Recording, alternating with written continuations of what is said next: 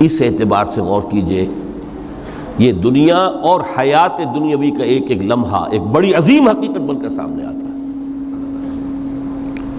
ہماری حیات دنیاوی کا ایک ایک لمحہ ابدی ہے پوٹینشلی، کیوں کہ اس میں جو کچھ ہم کما رہے ہیں اس کے نتائج ابدی زندگی پر پھیلے ہوئے ملیں گے۔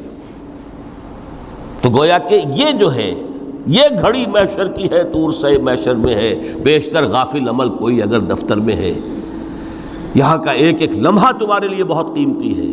یہاں بو، محنت کرو، کاشت کرو تاکہ وہاں کاٹ سکو۔ الدنیا مزرعۃ الآخرہ۔ اب دیکھیے یہ جو انداز ہے قرآن کا، وَمَا الْحَيَاةُ الدُّنْيَا إِلَّا مَتَاعُ الْغُرُورِ، جو ہماری گفتگو کا آج عنوان ہے، اس کے دو نتیجے نکلتے ہیں عملاً۔